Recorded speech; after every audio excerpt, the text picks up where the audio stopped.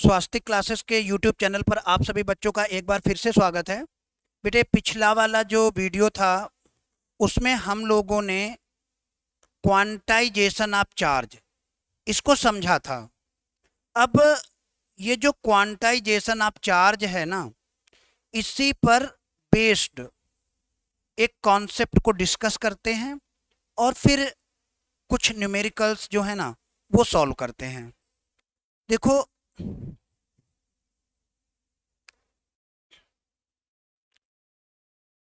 आपको यहाँ पे दो बॉडीज दिखाई गई हैं, एक ए है और एक बी है। ठीक बेटा, बॉडी ए से बॉडी बी में हम एन इलेक्ट्रॉन ट्रांसफर करते हैं।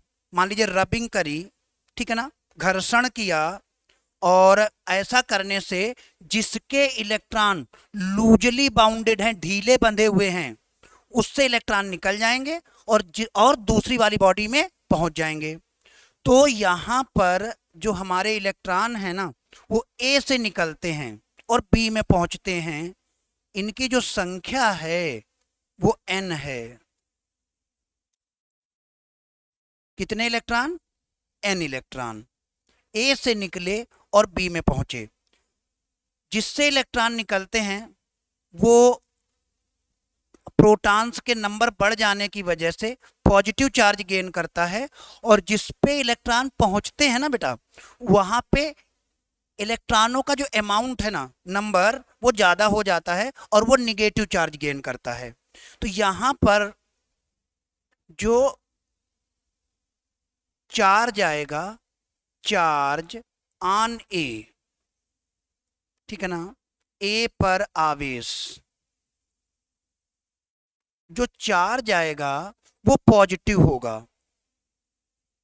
Q A equal to plus N ई।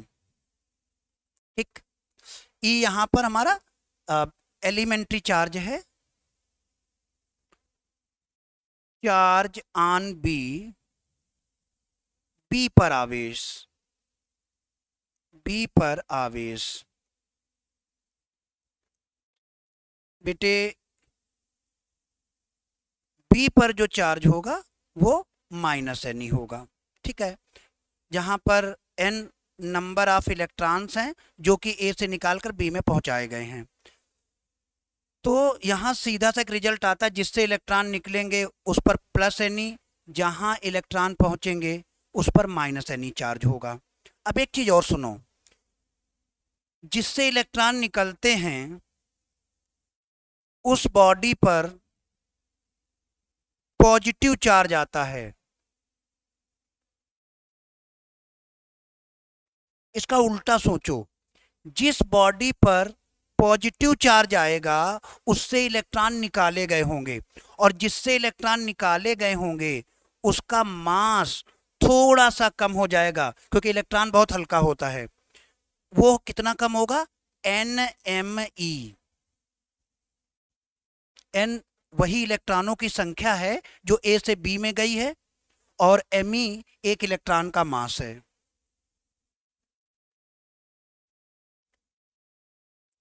अच्छा बेटा, जिस पर इलेक्ट्रॉन पहुंचे हैं उस पर निगेटिव चार्ज आएगा। उल्टा सोचते हैं, जिस पर निगेटिव चार्ज है उस पर इलेक्ट्रॉन पहुंचे होंगे, और अगर इलेक्ट्रॉन पहुंचे होंगे तो उसका मास बढ़ गया होगा। मास बढ़ेगा तो हम उसको प्लस लगा के रिप्रेजेंट करेंगे, एन एम ई। ठीक, अब हम लोग इस पर बेस्ड एक क्वेश्चन करते हैं। देखो,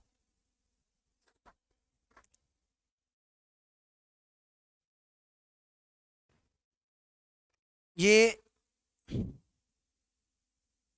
एक कांच की छड़ है, ग्लास रॉड है,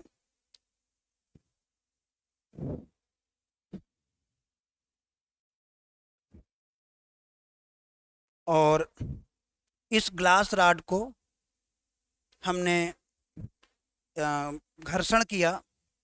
घर्षण करने पर 10 की पावर 10 इलेक्ट्रॉन्स ग्लास रॉड को छोड़कर चले गए। 10 to the power 10 electron glass rod को छोड़कर चले गए। हमने अभी पढ़ा है कि अगर मटेरियल को इलेक्ट्रॉन छोड़ जाते हैं तो उस पर पॉजिटिव चार्ज आता है। तो इसका मतलब है जो ग्लास रॉड है उस पर जो चार्ज होगा ना वो हमारा प्लस एन ई होगा। एन 10⁻10 और ई 1.6 इंटू 10⁻−19 1.6 इंटू 10⁻−9 कूलाम। ये 10⁻−9 को हम नैनो जानते हैं, ये हो जाएगा 1.6 नैनो कूलाम। चलिए नेक्स्ट क्वेश्चन देखो ध्यान से। अब ये जो क्वेश्चन है ना, अभी जो हम लोगों ने सीखा था कि अगर किसी से इलेक्ट्रॉन निकलते हैं तो उसका मास कितना कम होगा, उसी पर बेस्ड है। लॉजिक समझना अच्छे से। कोई एक बॉडी है और बेटा उस बॉडी पर 1.6 पिको कूलाम चार्ज है, ठीक है ना, पॉजिटिव है 1.6 पिको कूलाम, ठीक, पॉजिटिव है तो इलेक्ट्रॉन निकाले गए होंगे, इससे इलेक्ट्रॉन बाहर गए होंगे। पहले तो हम ये कैलकुलेट कर लें कि कितने इलेक्ट्रॉन बाहर गए हैं।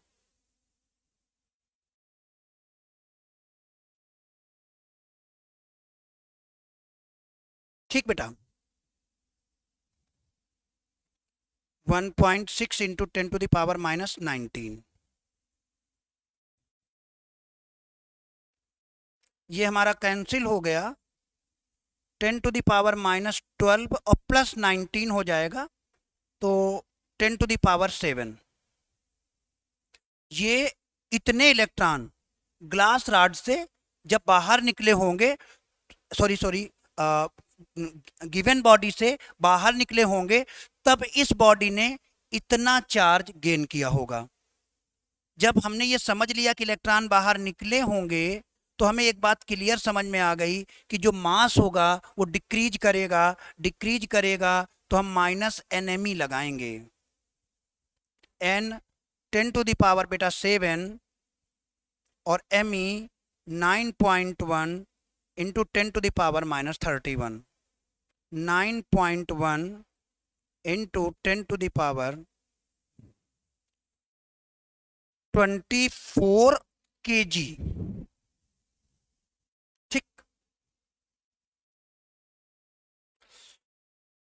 तो क्वांटाइजेशन ऑफ चार्ज का जो कॉन्सेप्ट है वो इन दोनों क्वेश्चनों से पूरे तरह से समझ में आ जाएगा आप लोगों को। अब हम नेक्स्ट पढ़ते हैं। अगला जो कॉन्सेप्ट है वो है कंजर्वेशन ऑफ चार्ज।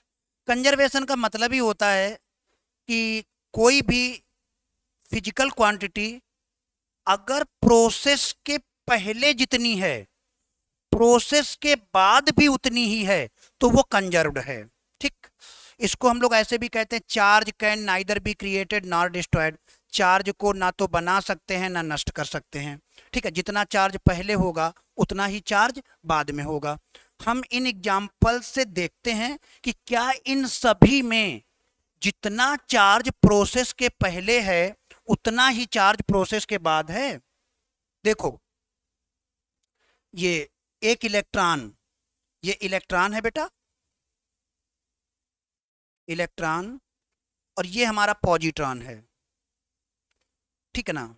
ये जब मिलते हैं तो नष्ट हो जाते हैं और एनर्जी बन जाते हैं। देखो ध्यान से,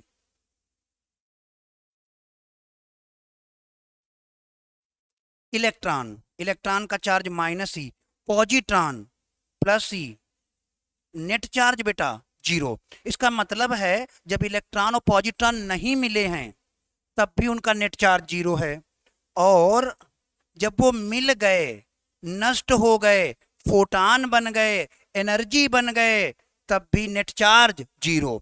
प्रोसेस के पहले भी नेट चार्ज 0, प्रोसेस के बाद भी नेट चार्ज 0। यहां पर चार्ज कंजर्व है भाई। सेकंड एग्जांपल पर आ जाओ। Neutron, neutral, sigma Q I zero. Right side को देखो, ये प्रोटॉन है बेटा, प्रोटॉन पर चार्ज प्लस ई, ये हमारा बीटा पार्टिकल है। बीटा पार्टिकल दो तरीके के होते हैं, एक बीटा माइनस होता है, एक बीटा प्लस होता है। ये बीटा माइनस है, इस पर चार्ज माइनस, इसे एंटी न्यूट्रिनो कहते हैं। ये चार्जलेस होता है, इस पर चार्ज नहीं होता। तो प्रोटॉन का प्लस ई, इलेक्ट्रॉन का माइनस ई, और टोटल मिला के जीरो। तो इसमें जो ये रिएक्शन है, इस रिएक्शन में जितना चार्ज पहले है उतना ही चार्ज बाद में है। यहां पर भी चार्ज हमारा कंजर्व है। अब हम लोग तीसरा एग्जाम्पल देखते हैं। ये दो बॉडीज हैं ए और बी। पहले इन बॉडीज के साथ हमने कुछ नहीं किया है, इस पर कोई चार्ज नहीं है। तो सिग्मा अगर क्यू आई की बात करें तो भैया Q A plus Q B, अभी इन पर कोई चार्ज नहीं है, तो नेट चार्ज जीरो। अब हम क्या करते हैं, इन दोनों बॉडीज को लेके आपस में रबिंग करते हैं। रबिंग करेंगे तो कुछ इलेक्ट्रॉन निकल करके दूसरी बॉडी में पहुंच जाएंगे। मान लेते हैं कि हमारी बॉडी ए से इलेक्ट्रॉन निकले हैं और बॉडी बी में इलेक्ट्रॉन पहुंचे हैं।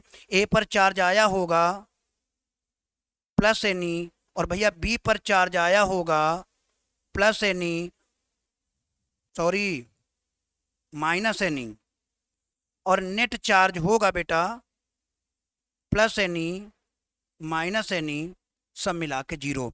तो तीनों एग्जाम्पल में एक बात क्लियर है, जितना चार्ज प्रोसेस के पहले है उतना ही चार्ज प्रोसेस के बाद है। बेटा इसी को हम law of conservation of charge या सिंपली कंजर्वेशन ऑफ चार्ज, आवेश का संरक्षण कहते हैं।